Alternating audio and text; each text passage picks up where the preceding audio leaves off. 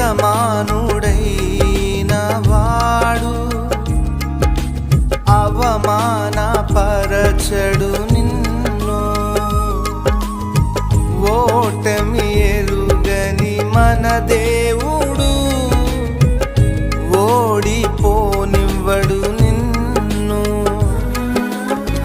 ఘన కార్యాలెన్నో నీకై చేసినవాడు కష్టకాలమందు నీ చేయి విడచునా. అసాధ్యములెన్నో దాటించిన నాదుడు శ్రమలో నిన్ను దాటిపోవునా. సియోను దేవుడే నిన్ను సిగ్గుపడనివ్వడు, కనికరాపూర్ణుడే నీ కన్నీరు తుడుచును. సియోను దేవుడే.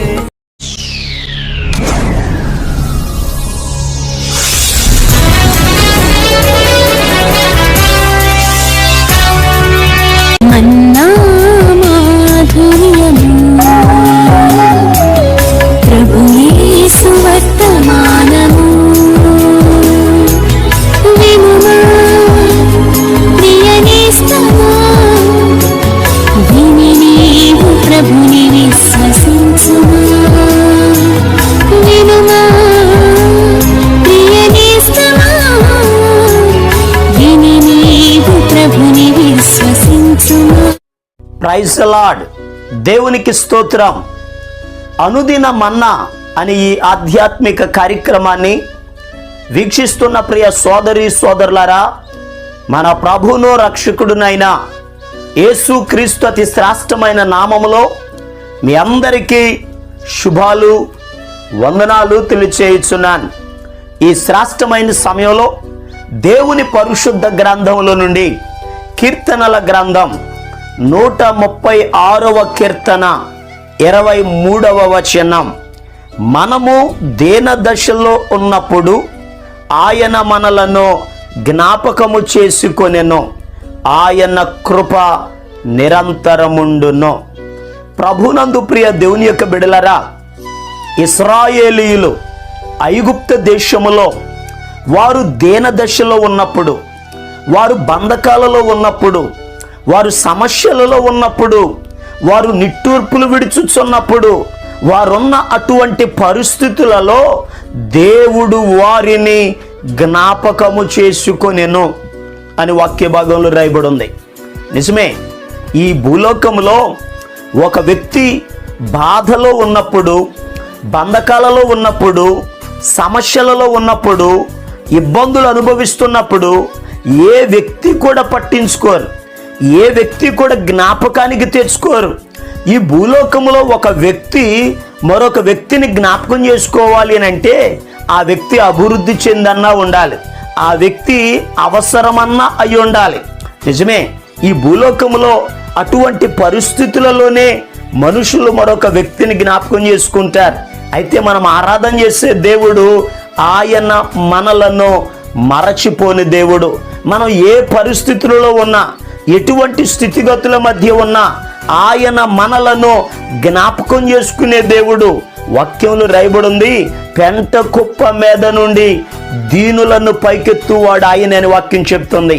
ఒక వ్యక్తి ఏ స్థలములో ఉన్నా, ఏ పరిస్థితులలో ఉన్నా దేవుడు జ్ఞాపకం చేసుకుంటాడు. ఎందుకనగా కీర్తనాకారుడు భక్తుడైన దావీదు గారు చెప్తారు, 8వ కీర్తన 4వ వచనంలో, నీవు మనుషుని జ్ఞాపకం చేసుకున్నటకు వాడు ఏ పాటివాడు, నీవు నరపుత్రుని దర్శించుటకు వాడు ఏ పాటివాడు అని అన్నారు. నిజమే, మనం ఏ పాటి వారం?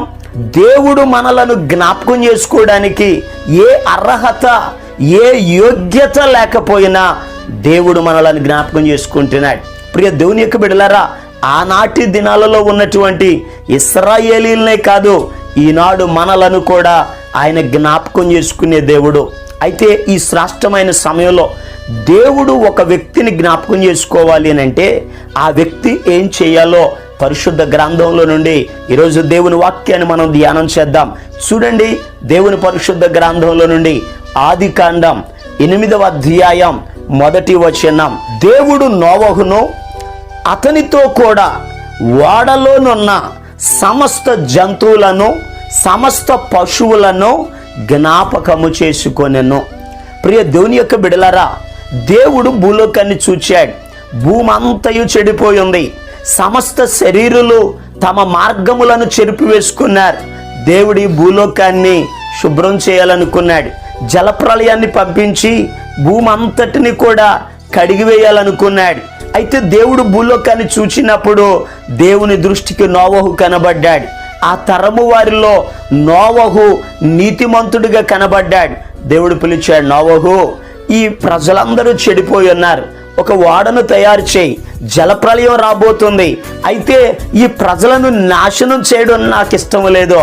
ఓడను తయారు చేసి అందరికీ ప్రకటించు, ఓడలోనికి రమ్మని చెప్పు అని అన్నారు. అయితే నోవహు ఓడను తయారు చేశాడు, అందరికీ ప్రకటించాడు. ఏ ఒక్కరూ ఓడలోనికి రాలేదో దేవుడు చెప్పాడు.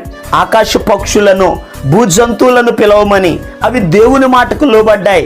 జతలు జతలుగా వచ్చాయి, ఓడలో ప్రవేశించాయి.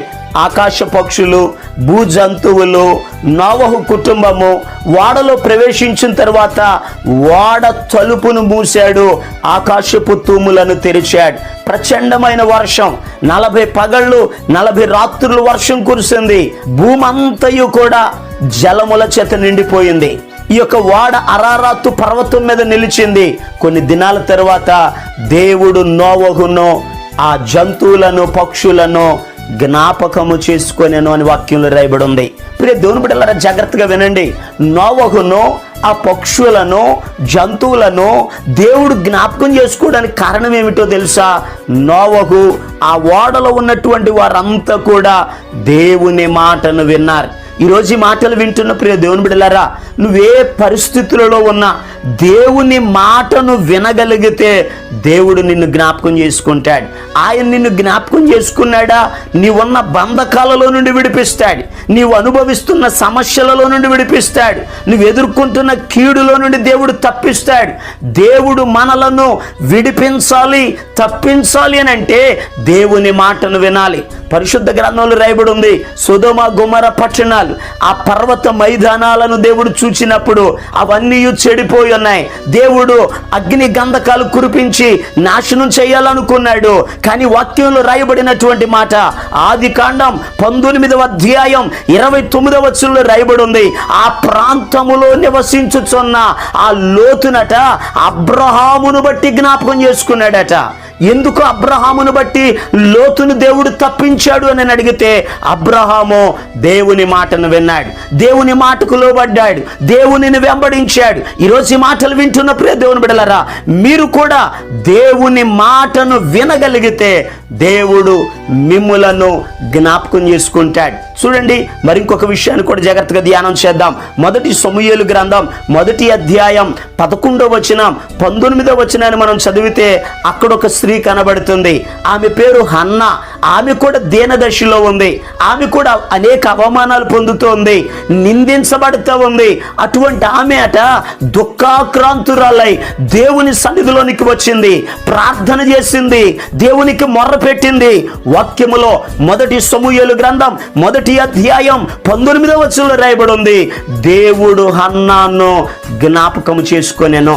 ప్రియ దేవుని బిడ్డలారా, దేవుడు మనల్ని జ్ఞాపకం చేసుకోవాలంటే ప్రార్థన చేయాలి.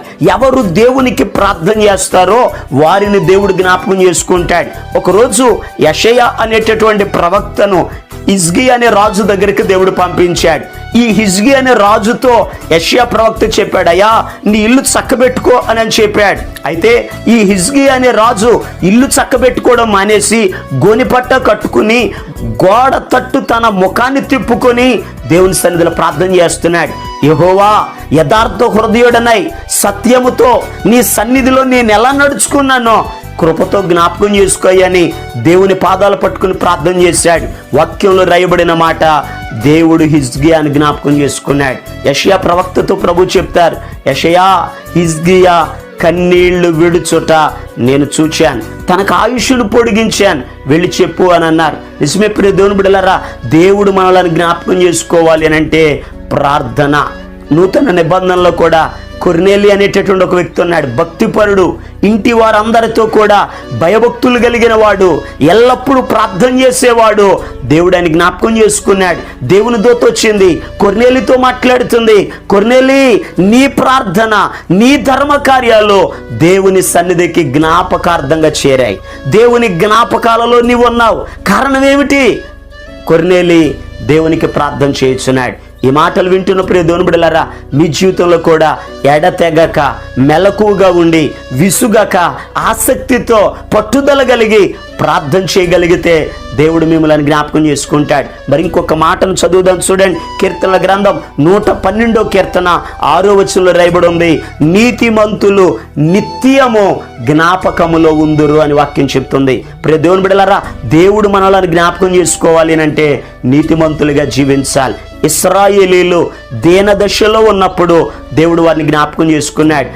వారిని జ్ఞాపకం చేసుకున్నాడు గనకనే ఐగుప్తులో నుండి కనానుకు నడిపించాడు. ఈరోజు నీ జీవితంలో ఏ బంధకాలలో అయితే నీవు ఉన్నావో ఆ బంధకాలలో నుండి దేవుడు నిన్ను విడిపించాలి, ఆశీర్వదించాలి అని అంటే దేవుడు నిన్ను జ్ఞాపకం చేసుకోవాలి. ఆయన మనలను జ్ఞాపకం చేసుకోవాలి అని అంటే 1 ఆయన మాటను వినాలి, 2 ప్రార్థన చేయాలి, 3 నీతిమంతులుగా జీవించాలి. అలా చేసి ప్రభు ఇచ్చేటటువంటి ఆశీర్వాదాలు పొందుకుందాం. దేవుడి మాటలను మన వినికిడిలో ఆశీర్వదించునుగాక. ఆమేన్. మీ కొరకు ప్రార్థన చేస్తాను. తలలు వంచండి, కళ్ళు మూసుకోనండి, ప్రార్థనలు ఏకీభవించండి. మహాపరిశుద్ధుడును ప్రేమ కలిగిన మా పరమ తండ్రి నీకు వందనాలయ్యా. ఇదిగో ఈ మాటలు వింటున్నటువంటి నీ బిడ్డలు ఏ బంధకాలలో అయితే ఉన్నారో, ఏ సమస్యలలో అయితే ఉన్నారో, ఎటువంటి ప్రతికూల పరిస్థితుల మధ్యలో నలిగిపోతున్నారో, నజరేయుడైన యేసు క్రీస్తు అతి శ్రేష్టమైన నామములో ప్రభువాని బిడ్డలను జ్ఞాపకం చేసుకోండి అయ్యా, విడిపించండి అయ్యా, ఆశీర్వదించండి అయ్యా, కాపాడండి అయ్యా, నీ కార్యములను మీరు జరిగించండి అయ్యా. ఈ దినమంతయు నీ బిడ్డల పనులలో, ప్రయాణాలలో కృపాక్షేమములు నీ బిడ్డల వెంట వచ్చునుగాక ఆజ్ఞాపిస్తున్నాను. నీ బిడ్డలకు మీరే తోడై ఉండమని యేసు క్రీస్తు అతి పరిశుద్ధమైన నామం పేరట ప్రార్థన చేసి అడిగి పొందుకొని ఉన్నాము తండ్రి. ఆమేన్. మన ప్రభు అయిన యేసు క్రీస్తు కృప మీకు తోడుగా ఉండి నడిపించునుగాక. ఆమేన్. ఈరోజు పుట్టినరోజు మరియు పెళ్లి రోజు జరుపుకుంటున్న వారికి సీసలి మన్నా చర్చి తరపున మా కుటుంబ పక్షముగా మీకు శుభాలు తెలియపరుస్తున్నాం. May God bless you. దేవుడు మీకు తోడుగా ఉండి మిమ్మల్ని ఆశీర్వదించునుగాక. దయచేసి గమనించండి, మీ కొరకును మీ కుటుంబం కొరకును దేవుడు మిమ్మలను అభివృద్ధి పరచాలని నిత్యము మేము ప్రార్థన చేస్తున్నాం. ఏమైనా ప్రార్థన అవసరతలు ఉన్న ఎడల ఈ స్క్రీన్ మీద కనబడుతున్న నెంబర్కి ఫోన్ చేసి తెలియపరచండి. ప్రియ దేవుని బిడ్డలారా, అనుదిన మన్నా అనే ఈ వర్తమానాలు మీ స్నేహితులకు, మీ బంధువులకు కూడా షేర్ చేయండి. మన్నా చర్చ్ సీసలి అనే ఈ యూట్యూబ్ ఛానల్ను సబ్స్క్రైబ్ చేయండి. అందరికీ వందనాలు. సారెపైనున్న పాత్రగా నన్ను చేజారిపోనివ్వక, శోధనలెన్నో ఎదిరించినను నన్ను సోలిపోనివ్వక, ఉన్నావులే ప్రతి క్షణమున కలిసున్నావులే ప్రతి అడుగున